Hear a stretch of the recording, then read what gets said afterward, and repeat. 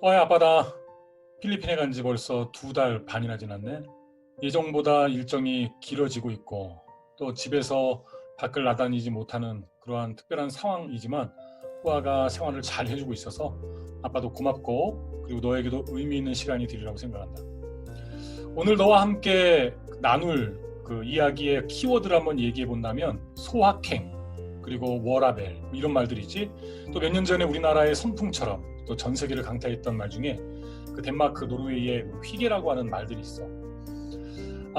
그러한 이야기들이 오늘 우리의 삶에 되게 중요하지. 소소하지만 확실한 행복에 대해서 얘기했던 소확행, 그리고 일과 삶의 균형에 대해서 얘기하는 그 워라벨, 그리고 편안하고 함께하는 그 일상을 추구하는 그런 일상 행복을 추구하는 그 휘게라고 하는 것들. 어느 것 하나 이상한 것 없고 우리의 삶의 목적과 목표라고 할 수 있을 정도로 완벽한 어떤 삶의 추구야. 그런데 우리가 무엇을 대하든지 이 소확행이든 워라벨이든 휘게든 이것뿐만 아니라 어떠한 상황 속에서 내가 어떠한 내용을 접하더라도 항상 먼저 우리가 떠올려야 되는 것은 의도, 그리고 전제, 그리고 맥락이야. 그리고 한 가지 더 이것과 연관지어서 생각할 수 있는 것은 내가 어디 위치에 있느냐라고 하는 거야. 출발점이 어디냐라고 하는 것이지. 우리가 목표를 향해 갈 때 가장 중요한 건 목표겠지만 우선돼야 되는 것은 출발점이란 말이야. 출발점을 선정하지 않으면, 바로 알지 못하면 목표를 설정할 수가 없어.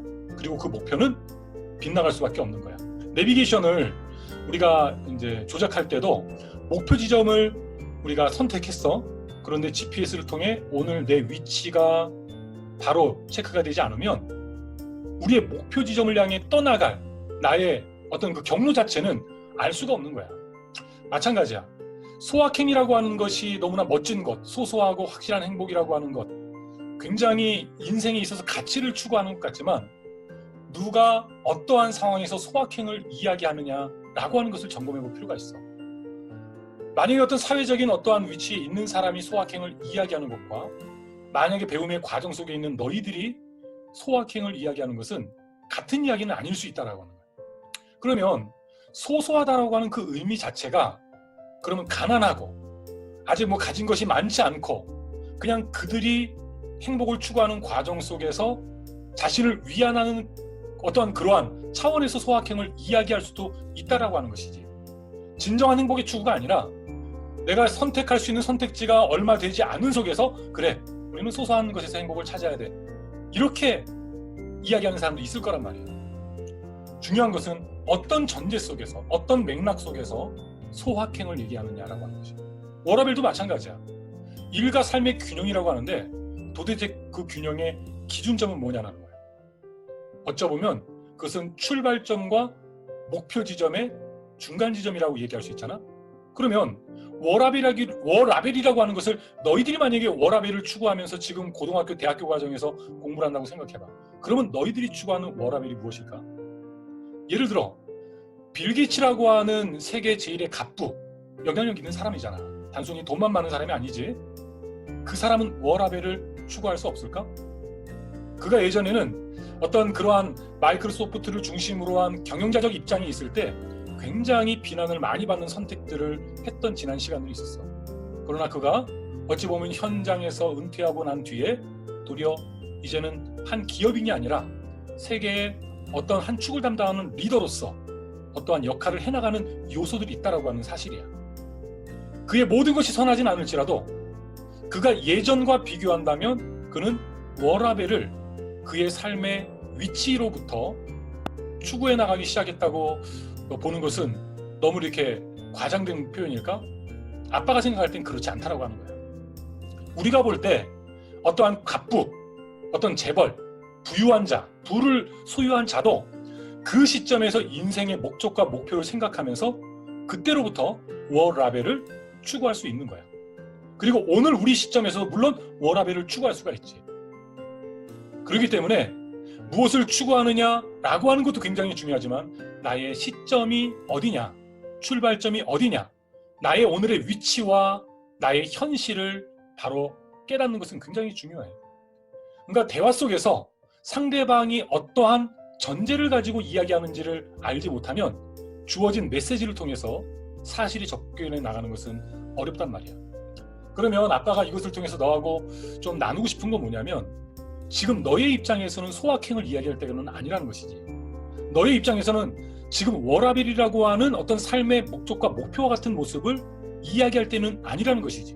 왜냐하면 너의 출발점은 지금 아직 출발점이라고 할 수 있는 그 영역이 아니거든. 지금 단순히 어떤 위만 보고 나아가라는 것이 아니야.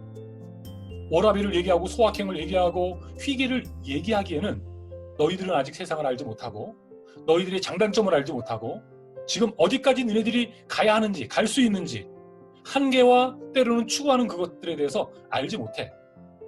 그 경제 쪽에 있는 사람들, 부를 추구하는 사람들을 보면은 어떤 이런 그 시스템적인 환경을 마련하는데 굉장히 관심을 갖더라고. 그 시스템적 환경이라는 게 뭐냐면, 내가 일하지 않아도 돈이 들어오는 구조 말이야.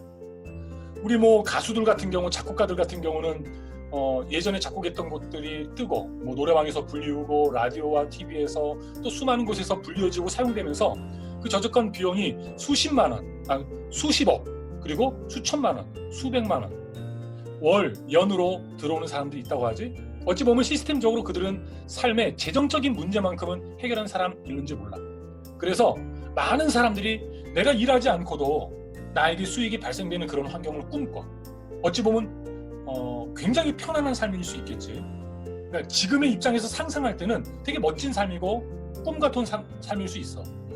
그런데 그것이 단순히 꿈 같은 삶만으로 아니라 그것이 현실이 되기 위해서는 그 순간이 되기까지 얼마나 많은 노력이 필요하냐는 거야.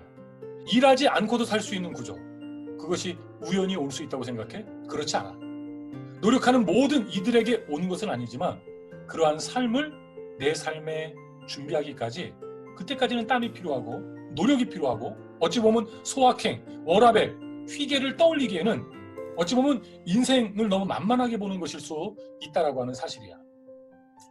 아빠가 어떤 인생의 어떤 그 장대한 목표만을 추구하는 사람은 아니거든. 아빠는 아빠의 위치, 아빠의 현실적인, 어찌 보면 아빠 스스로에게 메타인지가 너무나도 잘 되는 사람일런지도 몰라. 목사로서도 그렇고, 학습자로서도 그렇고, 그리고 너의 부모로서도 마찬가지. 그런데 아빠가 지금 생각하고 아빠가 기준으로 삼는 것과 그 기준을 너에게 들이미는 것은 결코 같을 수는 없다는 거야. 너는 너의 삶의 기준을 찾아야 되고 만들어 가야 되고, 그러기 때문에 아빠가 한 가지를 너한테 권면한다고 한다면, 너는 지금 뭐 휘계나 워라벨이나 어떤 소확행을 떠올리기보다는 열심히 살아야 돼. 그리고 최선을 다해 살아야 돼. 뭔가 누림을 누리면서 살기보다는 어찌 보면 내가 할 수 있는 최선, 후회 없는 최선을 다하겠다고 하는 그런 결심이 좀 더 우선돼야 되지 않을까 생각해. 그렇다고 해서 아빠가 너를 몰아치지도 않잖아. 네 인생을 너무 몰아쳐서도 안 되겠지만 너무 여유 있게, 어찌 보면 세상에서 무언가를 일가를 이룬 사람들이 이야기할 수 있는 그것을 그냥 배움의 과정에 있는 이 시기부터 이야기한다? 아빠가 볼 때는 적절치 않다고 생각해. 또 우리가 맥락 속에서 한번 생각해 봐야 될 게 이런 게 있어. 이런 질문들을 우리가 어떠한 그 리더십 코스나 어떤 책들에 보면 던지지. 당신이 만약에 지금 내일 죽는다면 오늘 무엇을 선택하겠냐라고 하는 거예요. 그때 일을 하겠냐? 그때 돈을 벌기 위해서 뭐 애를 쓰겠냐? 아니면 가족들과 함께 대화 나누고 함께 식사를 하겠냐? 그럼 사람들이 내일 죽는다고 하니까 당연히 돈과 일보다는 사랑하는 사람들과 함께 밥 먹는 거, 그리고 대화 나누고 함께 손을 마주하는 걸 선택하겠지. 맥락이 뭐야? 내일 죽는다라고 하는 맥락이야. 그러면 돈을 추구하며 열심히 노력하는 어떤 누군가의 노력은 잘못되고 헛된 것일까? 그 마지막 순간에 선택하는 것은 너무 소중한 것이고, 우리가 일상을 살아나가면서 추구하는 것들은 소중한 것이 아닐까? 그렇지 않다라는 거야. 일이라고 하는 것이 단순히 소확행을 이야기하면서 가족들과 함께 밥상에 둘러앉아 먹는 것보다 덜 소중하다고 이야기할 수 없는 거예요. 아빠는 지금 일이 중요하고 가족과 함께 하는 것이 덜 중요하다는 것을 얘기하는 것이 아니라, 오늘 나의 맥락이라고 하는 거, 나의 상황이라고 하는 거, 내 삶의 전제라고 하는 거, 그리고 때로는 내가 무언가를 주장할 때 내 의도를 한번 점검해 봐야 된다는 거예요. 세상에는 만약에 그 의도와 전제를 파악하지 못하면 오해할 말들 많이 있어. 그리고 상반되는 말이 많이 있잖아. 아빠가 너한테도 여러 번 했고 아빠 책에도 언급한 내용들이지. 나만큼 나를 모르는 사람이 없단 말이 있지. 그런데 나만큼 나를 잘 아는 사람도 없다. 그러니까 내가 가장 나를 잘 안다는 말이 있잖아. 사실이야.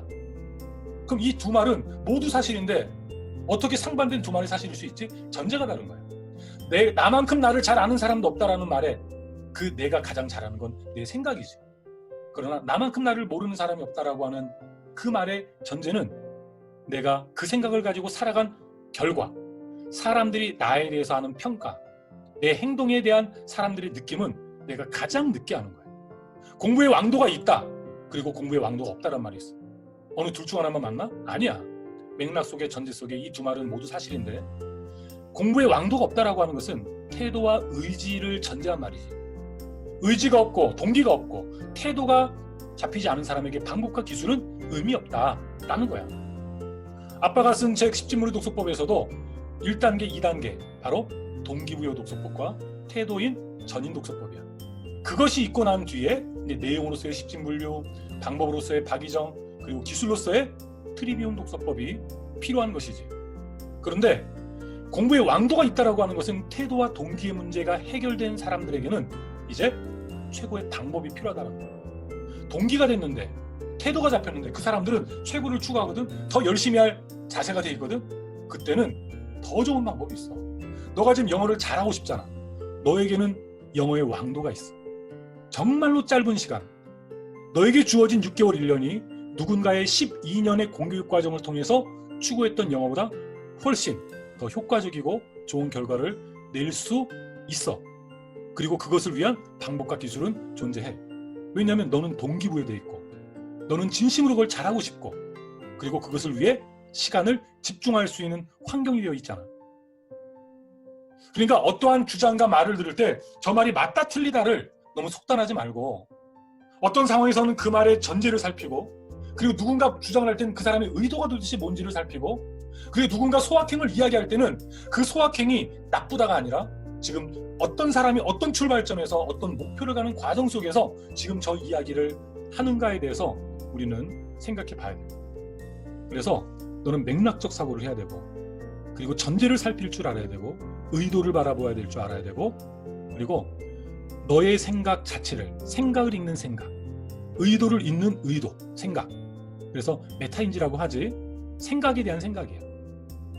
생각에 대한 생각을 할 줄 아는 사람은 자신을 성찰할 줄 알고 실패를 통해 배울 수 있고 그런 사람에게야 위기가 기회가 될 수 있는 그 순간에 어떠한 기회가 주어지지 이러한 전제와 어떠한 이러한 맥락적인 사고를 할 수 없고 그리고 상대방의 의도를 살필 수 없을 뿐만 아니라 자기의 생각에 대해서 생각하지 못하는 사람 이러한 인지, 능력, 역량이 준비되지 않은 사람에게 위기는 그냥 위기고 절망이고 헤어나올 수 없는 수렁에 지나지 않아. 너가 영어를 하는 것 소중하지. 그러나 다시 한번 점검해야 돼. 너의 의도. 내가 왜 영어를 잘해야 되지? 그리고 나의 원함, 나의 동기 그분이 파악됐다고 한다면 지금 네가 하고 있는 것도 지금 잘하고 있겠지만 지금 이 순간에 내가 영어를 더 잘하기 위해서 어떤 선택을 해야 될까 한번 생각해봐. 일상에서 생활 영어로 남들과 대화하는 수준 그거는 차라리 파파고를 통해서 그냥 번역을 해도 되고 동시통역을 해도 괜찮아. 그거 말고 너의 생각을 담고 너의 꿈을 담고 그리고 그러한 소통을 함께 해나가기 위해서는 아빠가 생각할 때는 네가 지금까지 한글로 훈련해왔던 읽기와 그 다음에 글쓰기를 영어에 어찌 보면 너는 초짜잖아. 2달 반뿐이 안 됐잖아. 영어를 진짜로 시작한 지가. 그러나 짧은 시간이지만 그래도 진보가 있기 때문에 이제 너에게 읽기와 쓰기라고 하는 것이 좀 병행되어야 된다고 생각해. 이거는 아빠가 영어를 너무 잘해서가 아니라 다른 사람들과 너를 비교해서가 아니라 너를 아는 아빠, 맥락적인 상황 속에서 그리고 너를 키워왔고 너와 함께했던 시간 속에서 너가 가장 하나의 언어를 습득하는 데 있어서 읽기와 특별히 쓰기를 중심으로 그 언어를 습득해 나간다고 한다면 좀 더 짧은 시간에 좀 더 수준 높은 질적인 영어를 분명히 너의 것으로 삼을 수 있지 않을까 생각해 본다. 너에게 주어지는 수많은 상황들 속에서 전제와 의도와 그리고 이런 맥락을 살필 수 있는 그래서 생각을 생각할 수 있는 사람이 됐으면 좋겠고 처음에 얘기했던 그런 휘게나 어떠한 그 워라벨이나 그 다음에 또 뭐라고 했지 소확행 그것이 나쁘다라는 게 아니야. 어느 입장에서 그것을 이야기하냐를 확인해야 된다는 거야. 항상 나의 어떤 그 주장하는 바만 생각하지 말고, 내가 바라보는 목표만 생각하지 말고, 출발점도 생각하고, 주장 이전에 나의 의도를 살펴보고, 그리고 어떤 상황 속에서 맥락을 살펴볼 수 있는, 나의 생각을 생각할 수 있는 그런 사람이 된다면 너의 인생에서 이야기하는 소확행은 진짜 인생의 행복을 추구하는 소확행이 될 수 있고, 그런 너가 얘기하는 워라벨이라고 하는 것은 단순히 그냥 인생에서 어떤 부분에 자신의 좁은 선택지 안에서 이야기하는 워라벨이 아니라 진정한 삶의 성경적인 워라벨을 추구할 수 있는 존재로서의 너가 될 수 있다고 생각을 한다. 그래, 오늘 하루도 행복한 하루 되고, 우리가 곧 얼굴을 마주할 5월이면 마주할 수 있을까? 아니면 6월이 될까? 그때까지 건강하게 필리핀에서의 삶을 누리도록 해라. 그래, 영어 공부 정말 열심히 하고 더 좋은 방법과 더 좋은 기술, 영어의 읽기와 특별히 글쓰기에 한번 최선의 노력을 다해보도록 해라. 그래, 아빠가 또 다음 주에 영상 편지 보내도록 할게. 그래, 우리 다음에 보자. 사랑한다.